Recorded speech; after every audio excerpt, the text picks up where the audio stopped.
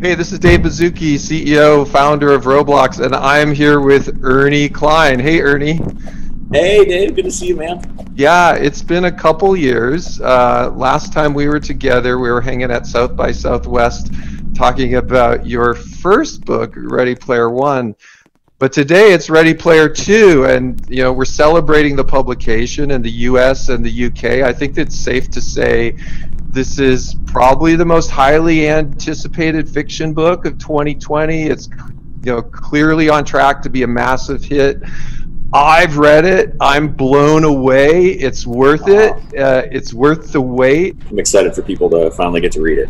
With Ready Player 2, we're going to see a lot of great stuff. There's another quest. There's some technical advancements that Halliday left for Wade that could change a lot of things. We've got a lot of action. I think it's not just the future of the Oasis, it's even a bigger future at stake. Because you're a visionary and you're thinking about VR all the time, I think there may be even hints and advancements there. So there's a lot in this thing coming. It's lots happened since I wrote the first book. I sold it back in 2010, so it's been 10 years and the whole landscape of VR has changed since then. So there was a lot to take into consideration when I was writing Ready Player 2. The event we did on ROBLOX in 2018 had 13 million people participate. Yeah. I think it's fair to say this is going to be even bigger.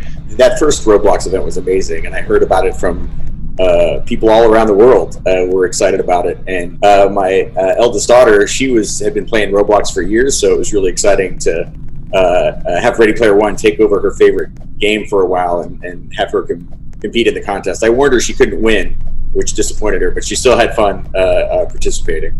Yeah, I think when we talked at South by Southwest, you hinted a little about your daughter. I'm flattered to hear she's hanging on ROBLOX in the midst of all that's going on right now. So thank you for sharing that with us. It's been a huge boon for, I think, kids everywhere, just because it's like the Oasis. It's the closest thing to the Oasis that kids have right now. And just being able to jump in to ROBLOX whenever they get bored and be with their friends and spend time together in a virtual space has been really therapeutic. So you guys are doing good work. So hey, you're making history with Ready Player 2. Let's roll back to Ready Player 1 because you captured the imagination, I think, of just so many people from so many walks of life. And there was a movie that came out of that, which was also incredible. Does anything stand out for all of us that fantasize about making movies and being in the movies and working with Spielberg? Does anything stand out from that experience for you? Well, the whole experience stands out. This past year I've kind of been living in my memories of it since I've been in quarantine for a big chunk of the year. I've spent a lot of time thinking about what a great year 2018 was and how it just exceeded all my expectations. Really what you imagine making a movie with Steven Spielberg is it's really like that. It's like a dream come true, and I got to see so many things that were in my book, brought to life, including the stacks, like this idea of stacked trailers that I built in my imagination ended up getting built for real. So that stands out to me. I remember driving towards Leavesden Studio in London and seeing the stacks on the skyline for real, and engineers had built this thing that I had just imagined. When you have this in your imagination and then all of a sudden you see it in the movie in real life, how does that feel? Was it at the point of your imagination, beyond your imagination? Like, how do the two line up there? Well, in my imagination, I don't drill down into all the minute details the way that they do when they make a movie. You have to dress the sets and imagine everything. So I could walk up into any one of these stacks of trailers and go into any trailer, and the whole trailer, looked like somebody lived there. And people were living there. For the few days that we were shooting in the stacks, it was filled with extras who were all, dressed like it was 2045. It was just incredible. It was really a surreal experience. It felt like a dream kind of the whole time I was there. So even looking back on it now, I have to remind myself that all really happened. I know from last time we talked, you're a big Spielberg fan. If we move out of science fiction into non-science fiction movies, he's got a huge collection there as well. Is there anything that pops out to you like an old favorite of yours? Out of his non-science fiction films, I would say Jaws is probably my all-time. That movie, I remember seeing it and being scared in the movie theater with my parents. Yeah, everyone was. Yeah. Was there anything in that movie that you thought like stuck out to you? Favorite line? Anything from it? You're gonna need a bigger boat is the line that I always quote all the time. Whenever the tools at hand are not sufficient, that's the quote that I always draw upon. Now that we're getting into Ready Player 2, in a way, you've kind of contributed a bit to the advancement of VR. And is there any way you can think about how you've seen this pan out in almost real life? For us, in the midst of COVID, like I mentioned, we've seen the virtual birthday parties, people trying to connect, younger people trying to figure out how to, work at a distance. Even have you seen any of this come true in your life? Well, yeah, I mean, everything happens. Even the news anchors and every host of late night television. Everybody's having to do everything from home, virtually through the internet, including my daughter, who's going to school online, and then also in the evenings she'll hang out with her friends in ROBLOX and spend time in a virtual space there. Which reminds me, she wanted me to ask you if you could get her a unicorn. I think there's probably like hundreds of different types of unicorns, and now that we've opened up the UGC store on ROBLOX, there are probably people making unicorns. Oh, right on. So absolutely, high five to that. A lot of people now are talking about the metaverse, and we've also seen people starting to chat not just about how we work or how we learn, but how we consume entertainment, how we work together. Ultimately, I think the vision of Ready Player 1 and Ready Player 2, and thinking about this vision of the metaverse, is all these things we do in real life, we can start to imagine, doing in the metaverse. Have you seen any other pandemic-related things going on related to that, or any other metaverse-related advancements since you wrote Ready Player 1? Yeah, a bunch. So much of what I was just imagining in Ready Player 1 has since come about. Like the Oculus Quest, I got a Oculus Quest, my Oculus Quest here, that I use to hang out in big screen with my friends. There's a VR app called Big Screen where you can hang out in a virtual cinema and with up to like 12 of your friends and all watch a movie together. And afterwards, when you hung out in a virtual space, you really feel like you spent time together. It's really amazing. Yeah, so we did like the One World Together concert inside of ROBLOX, and there was this really interesting thing of walking around with friends, then looking up at the screen. I found myself going from in 3D screen to full screen mode back and forth, and I really like looking over to my friend next to me and like watching it together. I caught a little of that energy, which I think is what we're all hopeful that the metaverse can kind of bring. So I'm looking behind you at your vehicles. I actually have two DeLoreans hidden back here. But, so this is my garage where I come for inspiration. When I was just out of high school, I had a 1969 Pontiac Firebird, 400 cubic inch V8, 4-speed. I know DeLorean is like super favorite for you. Do you use the DeLorean? Like, how often do you drive it? I like to take this car out every night between usually like 8 and 10 o'clock and listen to 80s music and just like recharge my creative batteries. And whenever I take it out, it always makes people happy. When they're seeing the car, it's usually somebody's seeing the DeLorean for the first time and they've never seen a time machine in person. So it's like a traveling happiness mobile. One thing I'm curious about, those DeLoreans, are they stock, or have you had to like modify the engine or anything to keep them going? Yeah, they're all like 35 years old. They made all the DeLoreans between 81 and 82. So they're all about almost 40 years old now, and they do require a lot of work to keep them running. And then plus adding they obviously don't come with all the flux capacitor and wormhole emitter and all the Back to the Future gear. That's all has to be kind of scavenged and cobbled together. So I've been making it more screen accurate over the years. There's always more tweaks I can do to make it cooler. So it's like a hobby, having a car like an old car like this antique is you know, it's a fun hobby to have.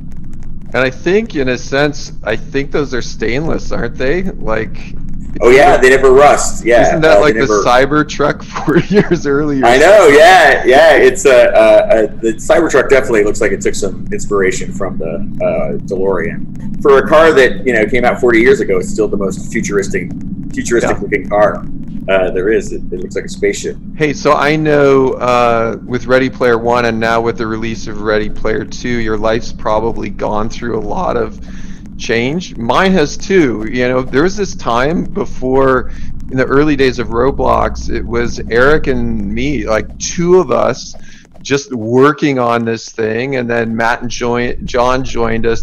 And that was very different for me. You know, that was going in, writing code every day, quiet office. My life's completely different now, and now we have, you know, hundreds and hundreds of great people that all work together. How about you? Like, has your life changed? Yeah, my life has changed drastically. You know, since when I was writing Ready Player One, I was working a tech support job. I was interested in technology, but I always wanted to be a writer, but I also was interested in computers, and working tech support was a way to kind of work in a facet of what I was interested in. But it was a grueling job where I was on the phone, you know, for 10 hours a day and helping people with their computers.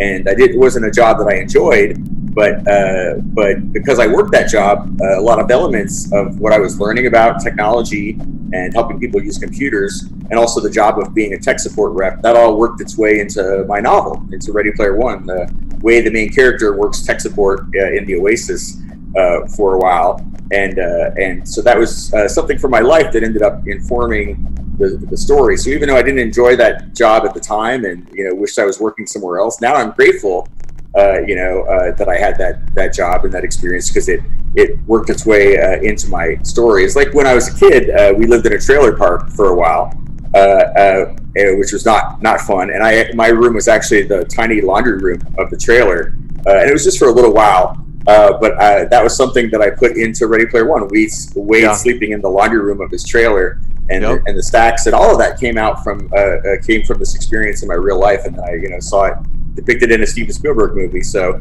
that's something I always like to tell aspiring writers about, is, you know, sometimes you're doing a job in your life, or you're living somewhere that you're not happy with, but later on that could you know, help inspire you to write the story that could change your life.